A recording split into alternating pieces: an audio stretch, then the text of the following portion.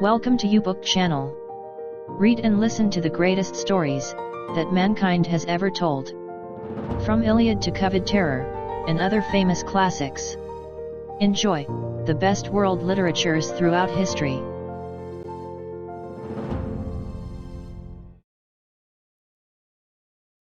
COVID terror. Copyright 2021 by Gerry de Cadiz. All rights reserved.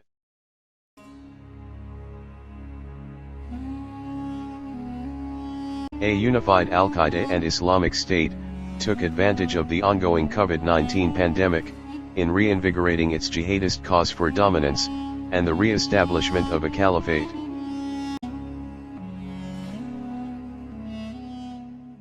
King of Jordan, Abdullah bin al-Hussein, said, "The world's Muslims have a critical role in global understanding. Our faith, like yours, commands mercy, peace and tolerance. It upholds, as yours does, the equal human dignity of every person, men and women, neighbors and strangers. The outlaws of Islam who deny these truths are vastly outnumbered by the ocean of believers, 1.6 billion Muslims worldwide. In fact, these terrorists have made the world's Muslims their greatest target. We will not allow them to hijack our faith."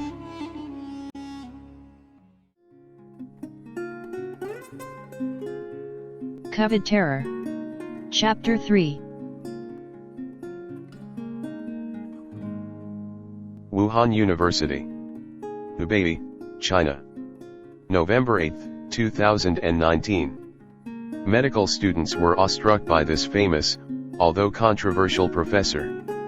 When they saw in the online info board that Dr. Amira Siddiqui will be handling the course, Methods of Research for Viral and Emerging Diseases, numerous petitions to enroll were received by the Faculty of Medical Sciences. Even after 16 years, scientists cannot make a headway in their studies. It was only recently that the suspicion that SARS came from the coronavirus family has been confirmed. She switched to another slide in her PowerPoint presentation, showing a microscopy image of SARS-CoV. The spikes on the outer edge of the virus particles resemble to a crown, giving the virus its characteristic name. An exchange student from Karolinska Institutet raised a hand, and using his laser pointer, highlighted the spikes in the virion structure. What is the role of these spikes in viral infections? Is it the same with those found in human immunodeficiency virus, the spherical varicella-zoster virus, or the Yersinia pestis? An image of a CT imaging of rapid progression stage of SARS infection pop up, and superimposed the slide. Mr. Build, human lungs are the organs most affected by SARS.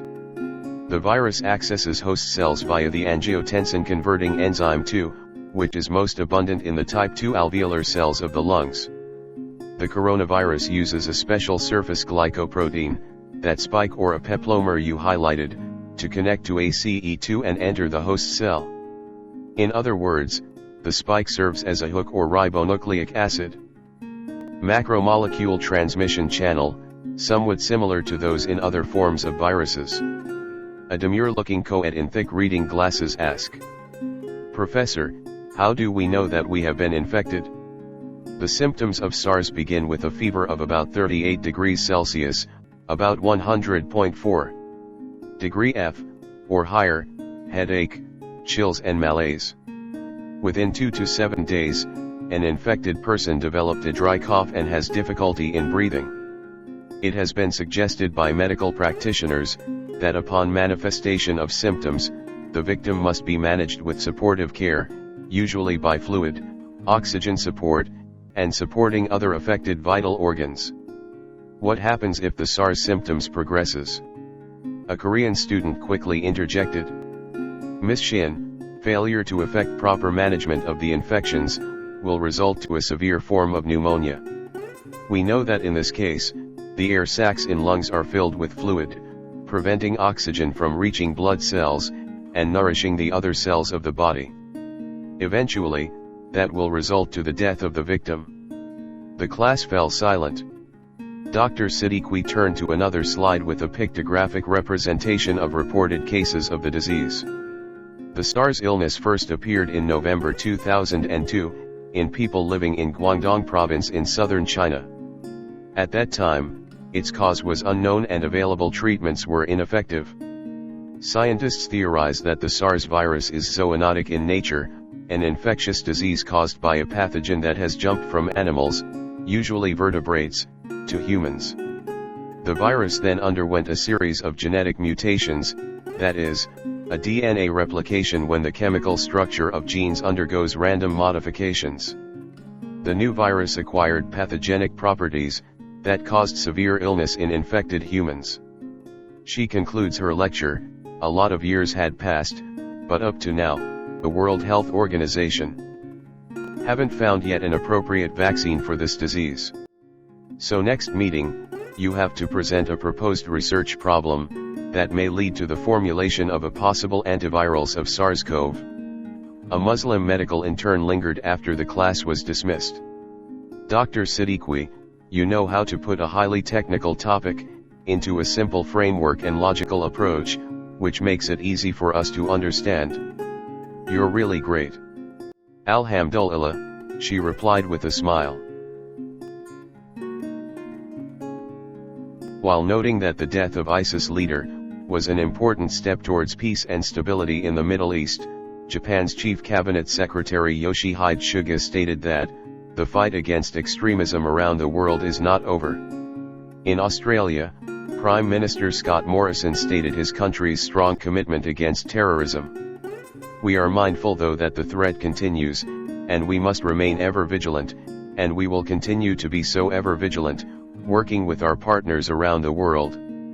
While the ISIL leader's death was a blow to the group, it would be just a momentary setback, considering the depth and reach of the organization worldwide. Defense Secretary Delfin Lorenzana blamed the Islamic State province in East Asia for a series of deadly attacks in the Philippines, including the 5-month siege of Marawi in 2017. Israeli Prime Minister Benjamin Netanyahu was impressed with the operation, saying, "This reflects our shared determination, of the United States of America and of all free countries, to fight terror organizations and terrorist states." This achievement is an important milestone, but the campaign is still ahead of us. But for the Russians, they take the news with skepticism. Major General Igor Konashenkov said that the Russian Ministry of Defense does not have reliable information on the U.S. servicemen conducting in the Turkish-controlled part of the de-escalation zone of Idlib, an operation on yet another elimination of the former IS leader Abu Bakr al-Baghdadi. What is disturbing was the accusation of Iran, that the ISIS leader has been a pawn of the Americans. Mohammad Javad Azari Yaromi, Tehran's information minister, replied to the tweet of the US president saying, "Not a big deal. You just killed your creature. Most likely would have taken the top spot. Now he is also dead." President Trump released a statement on social media about Abul Hassan al-Muhajir, the possible successor in the ISIS leadership, who died 2 days earlier before the death of al-Baghdadi. For many people on the conquered areas of the Islamic State of Iraq and Syria, the ISIS hegemony is a form of modern slavery. The group's justification under a religious context is very absurd. The article, "The American Climbing the Ranks of ISIS," reported how John Thomas George Loss became a prominent leader in the Islamic State, and shaped a big deal the context in which the jihadist organization exists. The American-born convert to Islam, jihadist, scholar, and supporter of ISIS, pronounced the religious nature of the ISIS offensive against its enemies. "We hate you, first and foremost, because you are disbelievers. The fact is, even if you were to stop bombing us, imprisoning us, torturing us, vilifying us, and usurping our lands, we would continue to hate you, because our primary reason for hating you will not cease to exist, until you embrace Islam. What's equally if not more important to understand is that we fight you, not simply to punish and deter you, but to bring you true freedom in this life, and salvation in the hereafter, freedom from being enslaved to your whims and desires, as well as those of your clergy and legislatures, and salvation by worshipping your Creator alone, and following His messenger. For Jibril ibn Ali, the death of top commanders would have spelled the end of the Islamic State. But that is not the case, since less than a week after al-Baghdadi offered his martyrdom, an ISIL media announced the appointment by the Shura Council of Abu Ibrahim al-Hashimi al-Qurashi as the new leader. Somebody above manipulated the core group, that al-Qurashi be proclaimed without delay as the new caliph of Islamic State, with the task of pulling the group back together as a fighting force. A CIA official was quoted in an interview. She added, unconfirmed reports pointed out, that a man known only as Khalifa, had taken charge of the leadership of two of the largest jihadist organizations in the world, Al-Qaeda and Islamic State. Cloaked with anonymity somewhere, the Khalifa provides overall command, funding and organizational control of this federation. With the demise of Osama bin Laden and Abu Bakr al-Baghdadi, he has no choice but to step in to guide the successors, Ayman Mohammed Rabi al-Zawahiri and Abu Ibrahim al-Hashimi al-Qurashi, in organizing and operating all jihadist activities of their respective organization. Jibril log into his system administrator account. His website is that of a recruitment agency for overseas workers. To make it legitimate, he actually made real contracts with employers around the world to take in his recruits. However, he initiated a unique approach. With the help of internet programmers, he manipulated a system that only those in a pre-identified locations can create a profile as job seekers. Most of the applicants came from impoverished areas in the Middle East, who were prone to recruitment of jihadist groups. With intricate cyber guidance, a registered member must comply with a set of regular feedback mechanism as part of company policy. Such feedback may include not just his personal profile, but also the various acquaintances and activities the person engaged in the last few months. From the time Jibril launched the One Muslim 3 years ago, he got more than 11 million members. So as not to attract suspicion as being a benevolent and religious-leaning organization, the agency operates like an ordinary and typical online business. The cyber persona of Jibril ibn Ali is on the way of establishing a counter-jihad movement against fundamentalists.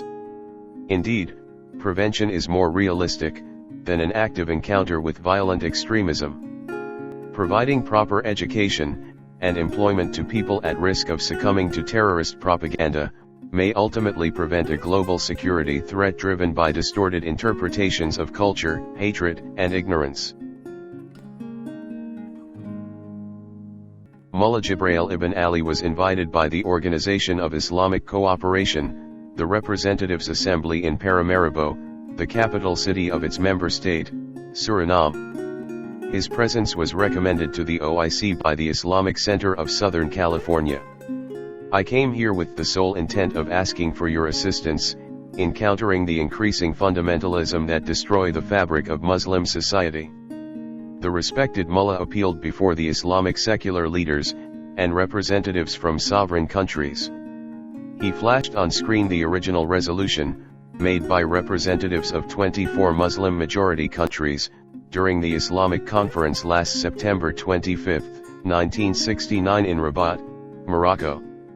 Muslim government would consult, with a view to promoting among themselves, close cooperation and mutual assistance in the economic, scientific, cultural, and spiritual fields, inspired by the immortal teachings of Islam. I do not represent a sovereign state, nor any government agency. I may be a lone voice in this assembly, but the 11 million members of One Muslim believed in what I say. Before I embraced Islam 3 years ago, I was just a wandering soul. Now, I have a purpose to live. Jibril garnered a standing ovation. And my purpose is similar as yours. He showed the different activities that his organization engaged in the past years, to help the Ummah in many countries. Let this be a lesson to us all. With the aggressive activities of the group Islamic State in the past, we have seen how the will of a man, Abu Musab al-Zarqawi, transformed the Middle East into a dominion of apostasy and violence. That is the same will that is needed to counter the menace of fundamentalism. At the One Muslim organization, we exhibit the same fervor of imbibing the commitment to be a participant to your effort of serving as the collective voice of the Muslim world, and works to safeguard and protect the interests of the Muslim world, in the spirit of promoting international peace and harmony. Jibril continued his public speaking exercise. We cannot simply allow that a small group of hotshots will debase the very essence of Islam, which is submission to the will of Allah, glorified is He, respect to the Prophet Muhammad, peace be upon him, and the peaceful coexistence with people of other beliefs. The faces of many representatives were expectant. From his profile and writings, they have known this man as a person of the pen and of the sword. Perhaps he can be somebody to take up the cause at the military and philosophical level. The president of one of the largest Islamic countries suggested to a very rich and powerful sovereign on his left. The only complication is that he was not born from the Quraysh tribe. The emir replied, noting that by tradition, it's important that those who should lead Islam must have descended from this tribe, as was the case with the Rashidun, Umayyad, Abbasid, and Fatimid caliphs. I am with you in stimulating the Ummah as a unified community that serves the causes of over 1.6 billion Muslims of the world. The secular governments of your sovereign states would benefit much if we have a peaceful community. I don't think it is difficult if we cooperate with the United Nations and other intergovernmental organizations to protect the vital interests of the Muslims. We cannot allow the Islamic State to place a wedge among us that leads to division, conflicts, and disputes. The outcome of extremism that the ISIS popularize victimizes our people. I reiterate my appeal that the sovereign powers of Islamic countries be together to safeguard the true values of Islam and the Muslims. Anywhere in the world, it is everyone's obligation to remove the misperception of what a true believer of Allah, glorified is He, should be. The millennial-old discrimination against Muslims must be eliminated, in all forms and manifestations. Let the divine intervention of the Prophet Muhammad, peace be upon him, guide us all. As Mullah Jibril ibn Ali took his seat, the OIC representatives could make out some hope in the resurgence of Islam, as a force to reckon in the fight against terrorism. There is no way to escape a troubled past. For Dr. Amira Siddiqui, the bad memories of her incarceration always haunt her waking moments. Every time she recalled those events, a raw anguish tore her heart. Even prior to her incarceration, it was widely known that a representative from Amnesty International noted that her case was full of inconsistencies. Her defense argued that there was no forensic evidence that the rifle was fired in the interrogation room. All government witnesses offered conflicting accounts of how many people were in the room, where they were positioned, and how many shots were fired. The contents in her handbag were obviously planted evidences. The notes on bomb making in her personal handwriting that they presented were her copies from a technical journal that her captors forced her to do, that is, after they tortured her and being injected with sodium pentothal, a psychoactive drug used in an effort to obtain information. This court hereby found Dr. Amira Siddiqui guilty of 1 count of attempted murder, using and carrying a firearm, and 2 counts of assault on U.S. officers and employees. The clerk of court clearly pronounced the verdict. The case stemmed from a trumped-up charge of an incident in 2008, at a police station in Ghazni, Afghanistan, about an assault with a deadly weapon and attempting to kill a U.S. Army officer. Will you file an appeal to this sentence? A New York Times reporter asked her. I appeal to Allah, and He hears me. She is aware that her case had become the flashpoint of U.S.-Pakistani conflicts. Even though she has dual citizenship in both countries, from the top generals in Islamabad to the farmers in remote villages, she is considered as a folk heroine, and a daughter of the Pakistani nation.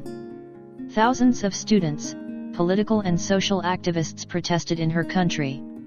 Some shouted anti-American slogans, while burning the stars and stripes along with the effigies of the U.S. president in the streets.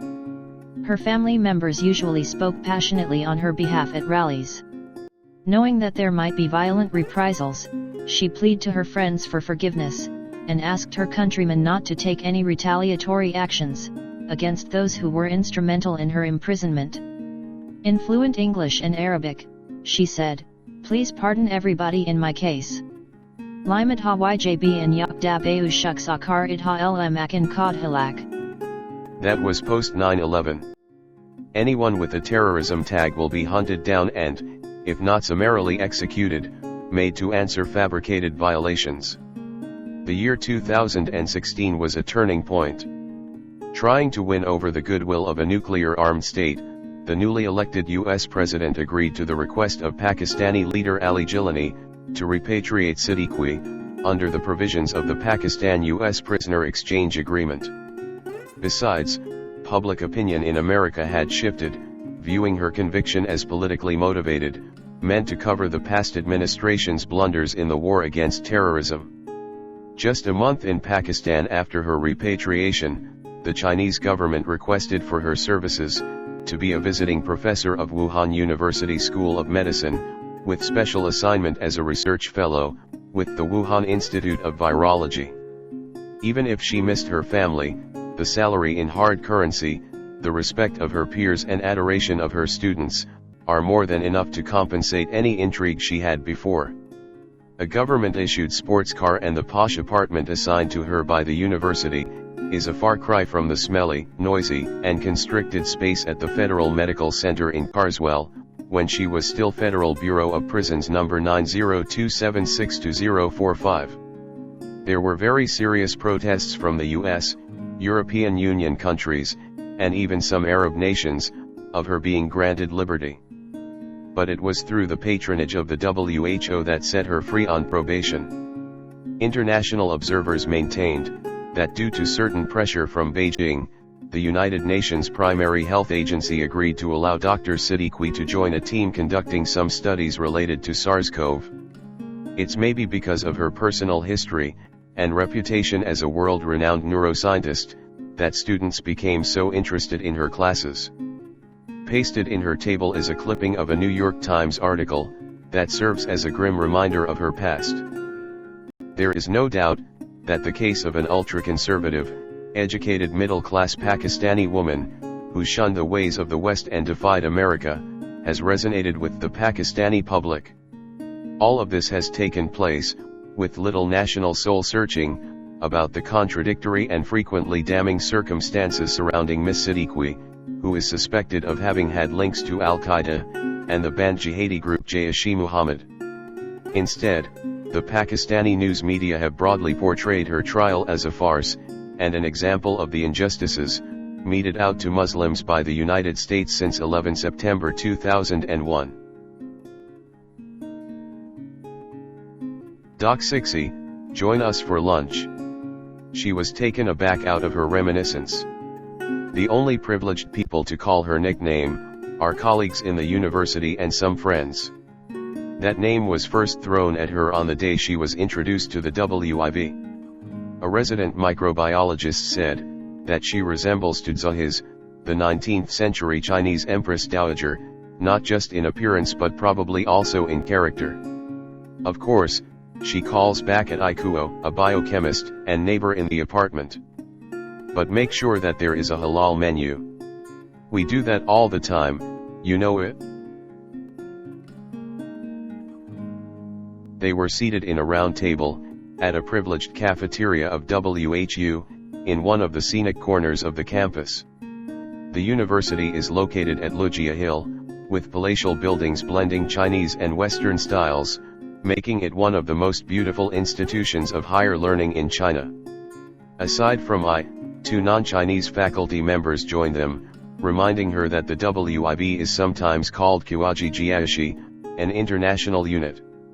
When they were enjoying their food, Nils Kraus, a South African bacteriologist, shared an information. I heard Director Joe saying that a Newson L in our unit will be arriving this afternoon.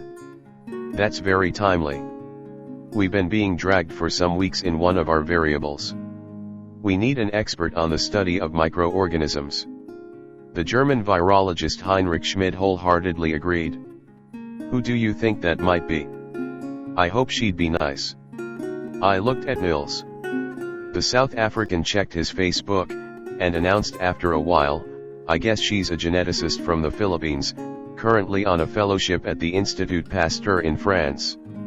A nice lady, I reckon. Sixy chimed in, let's just see. Sometimes, Filipinos are biased against Muslims. They have a long-standing rebellion in the southern part of their country, due to ethnic and political issues. But of course, let's give her the benefit of doubt.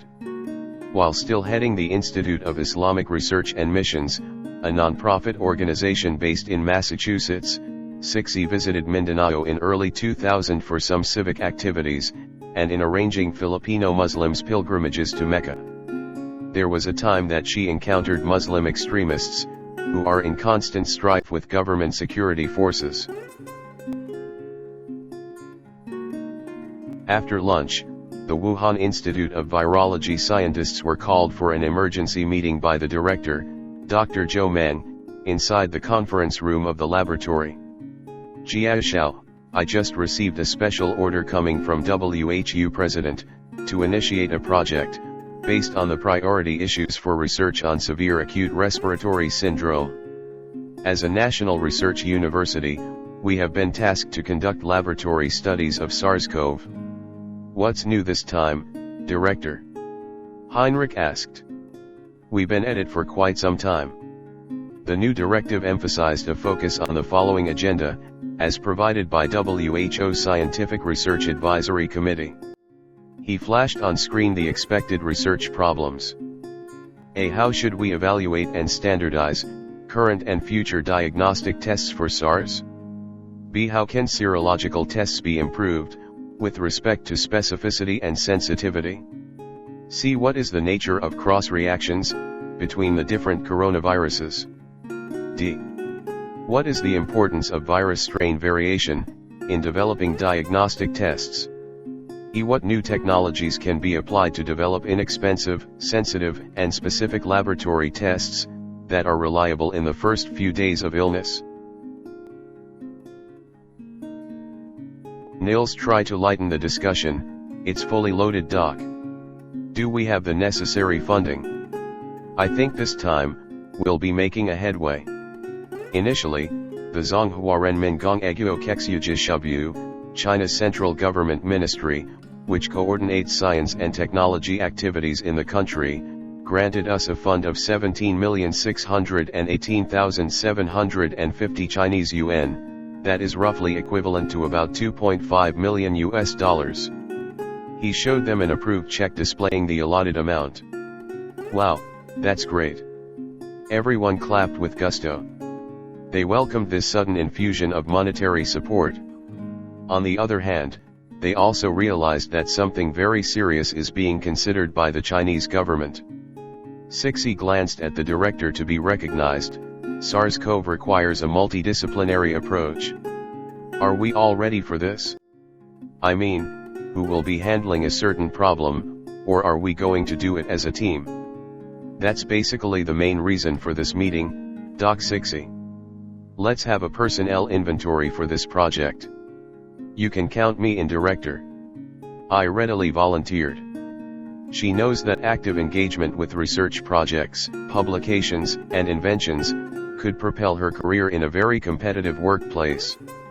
If no one will object, all of you will be part of the team, with me as the leader. Dr. Zhou beamed. He turned his smile to the lady sitting silently all throughout the discussion. Let me go now to the second reason of this emergency gathering. He extended his hand to the direction of the newcomer. Professors, let me introduce to you Dr. Guinevere del Pilar, from the Institut Pasteur of France. Perhaps, most of us here had already read some of her papers. Gwen demurely raised a hand and smiled, to acknowledge their words of salutation and greetings. I cited her published dissertation, when I presented a paper last month in India. Heinrich cannot get his eyes off the attractive scientist. The director tries to put things in perspective. Dr. Del Pilar is a Filipina. The World Health Organization recommended her to join us in this research project. Of course, I was so thrilled because she can help a lot when we go into investigations related to microbial genetics. That's her specialty, am I right, Doctor? As you say so, Director Joe. She straightened in her seat and continued. Dejia how, I was surprised when all of a sudden, I have to cut short my work in the Philippines, after I received a letter from WHO through our government, approving my detail here. She added, by the way, I guess we'll be together here for a time, so just call me, Gwen, during informal conversations. We want you to feel at home. Maybe by now, you can deduce that it's not only WHO but also the Chinese government, through the Wuhan Institute of Virology, which requested Manila and the Institute, for your involvement in the SARS project. Heinrich commented warmly, Doc Gwen, it is safe to presume that all research centers on microbiology and genetics in the world today, are now familiar of the discovery you made, on the novel coronavirus. That's the best compliment I ever heard from a peer, Doc Heinrich. Gwen was still skeptical of the XVIP output. After subjecting to a reprocessing at the SEM equipment 3 times, the resultant intervening factor is constantly minimal, with a margin of error of ±0%. Satisfied, she called Hubert even. In the wee hours of the night. I have a microscopy image of the XVIP, which I think should be verified thoroughly. It's altogether a different viral strain from what we expected. I will send you a sample of the blood specimen of Dante that Monsignor Catalogo gave me. Besides, can I oblige your unit for its genomic sequencing? Of course, but it may take a few days, before we can have the result using a next-gen sequencing method. The Frenchman eagerly assured her. A DNA sequencing is a process that is being used to read the linear order of the bases in the deoxyribonucleic acid, the genetic material of all cellular organisms and most viruses. I need your independent view, that it's really a novel strain of SARS-CoV that I discovered. She wanted to make sure that her findings will pass through the strict scrutiny of peers in the scientific community. Another sample was sent also to the National Institute of Infectious Diseases of Japan for a second opinion. A week later, Gwen received a call from Institut Pasteur, telling her of their observations. You made known to the medical world a new strain of SARS-CoV. Hubert reported with some elation. After a series of laboratory tests, we confirm your findings, that the virus genome is nearly 90% identical to the human coronavirus, SARS-like bat-CoV, that was first detected in 2002. She reviewed an article published by Cell Host and Microbe, which also described the similarities, stating that the structural proteins are encoded by the 4 structural genes, including spike, S, envelope, E, membrane, M, and nucleocapsid, N genes. The ORF1ab is the largest gene in novel SARS-CoV, which encodes the PP1ab protein and 15 NSPS. The ORF1a gene encodes for PP1a protein, which also contains 10 NSPS. Meanwhile, Japan's NIID noted certain differences between SARS-CoV of 2002 versus the one that she had detected. The new pathogen indicated an absence of 8A protein, and fluctuation in the number of amino acids in 8B and 3C protein. In his reply letter to Gwen, Dr. Yoshinori Satoshi made a straightforward observation: its spike, S, glycoprotein is modified via homologous recombination, which is a mixture of bat SARS-CoV, and the specimen you sent us. The medical luminary emphasized, although both viruses uses the same angiotensin-converting enzyme 2, cell receptor and mechanism for the entry to host cell, the single N501T mutation of the spike protein, in the sample under review, drastically enhanced its binding affinity for that enzyme. The last statement in the confirmatory report of Dr. Satoshi is a little bit disturbing. Gwen speculated. Up to now, SARS has been a mysterious disease without known vaccine. The report from NIID implies that the new SARS-CoV could be more potent and pathogenic because of its enhanced binding affinity to the cell receptor. It means that the virus can readily attach and enter the host cell, fuse, and uncoat, later on translate to assembly and budding in the endoplasmic reticulum, Golgi intermediate compartment, the formation of vesicle, exocytosis process, and finally, viral release to its target organ, the lungs. It means also that any research that China is undertaking, through their team, needs to be reassessed and significantly modified, taking into account the emerging character of the disease. Dr. Del Pilar, I am going to assign to you an additional task. You will take charge of the team, whenever I'm not around. Director Zhou informed her as the two of them enters the WIV laboratory. Located about 2.5 kilometers from WHO, the lab is part of the Zhongguo Kexyuan Wuhan Bingdu Yanjiazhuo in Jiangxia District, a research institute on virology administered by the Chinese Academy of Sciences, as mainland China's first biosafety level 4, BSL-4 laboratory, which opened in 2015. Director, I just want to focus on innovative studies in my field. Administrative tasks are not my forte.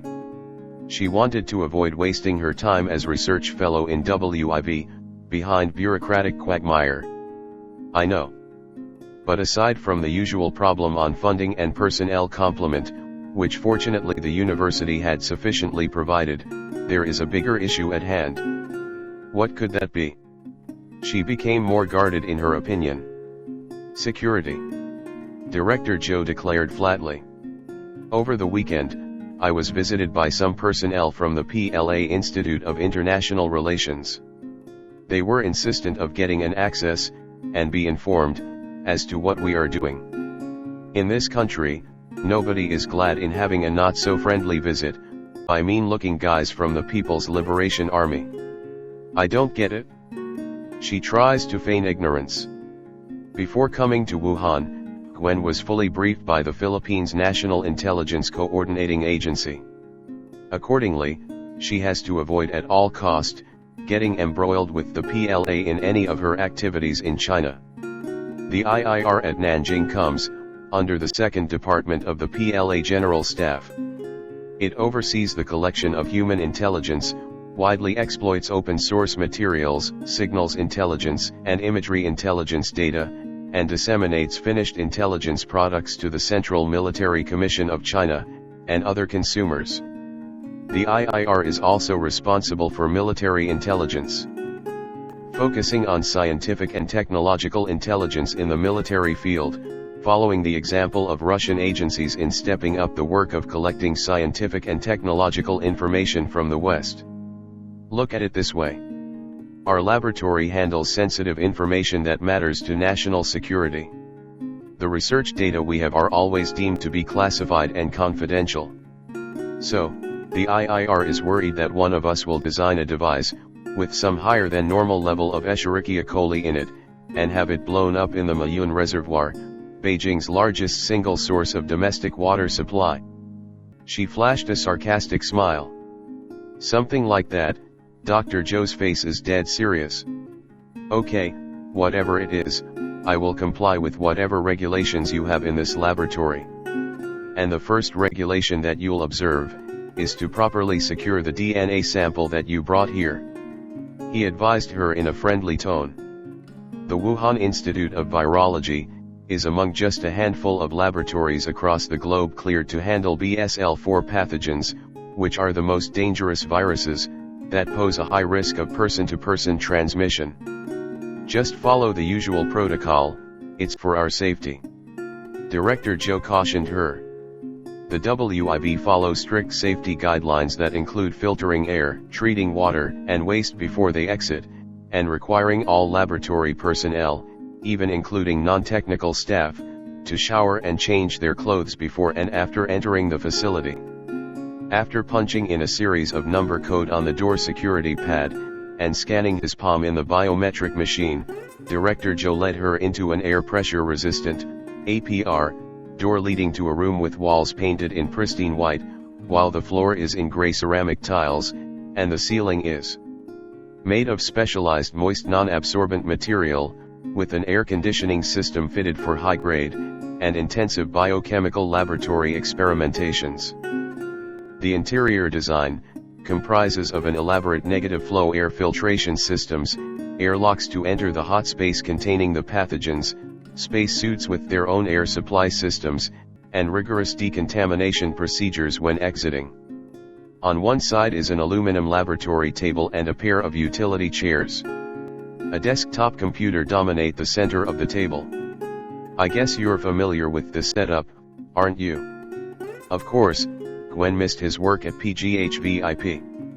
One side of the room is similar to a walk-in safe. Similar to a bank vault, it is complete with the latest security wizardry. We call this one as Jinku. It is here that we place any bacterial or viral specimens for safekeeping. You will have your own virtual drawer, if you let your eyes be scanned for iris recognition, and provide the exact date of your birthday. Common to complex and highly secured areas, iris recognition is a biometric detection system that uses mathematical pattern recognition techniques on video images of the irises, whose complex patterns are unique per individual, stable, and can be seen from some distance. Gwen obliged, and using the desktop PC, Dr. Joe enrolled her security profile to be able to access the vault. After getting a confirmation, she took the viral transport medium, the WHO-sanctioned metal canister for carrying deadly microorganisms. Taking out from a PVC box the glass vial that contains the remaining blood sample from Dante, she placed it in the metal canister. After which, she gently tucked the canister into one of the safe's compartments. Director Joe was saying, once we close the vault's door, a motion-censored and laser-enabled security system will take over. Only you, a member of our team or any authorized personnel can open it and retrieve what you have deposited. That is not an assurance at all, Gwen thought. She had read reports of technology-loaded and highly secured vaults, being accessed and opened through indigenous means. This astute point of the geneticist will be proven to be true 5 hours later.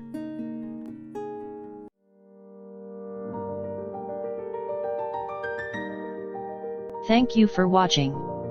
Write in the comments section for your request as to what book, usually from Project Gutenberg, you want us to feature in U-Book channel. Click like to boost the rating of U-Book channel, make a comment for us for the improvement of our services, and share this video to your friends, with the copyright intact. Please click subscribe, and hit the bell button to be notified of new uploads from U-Book channel.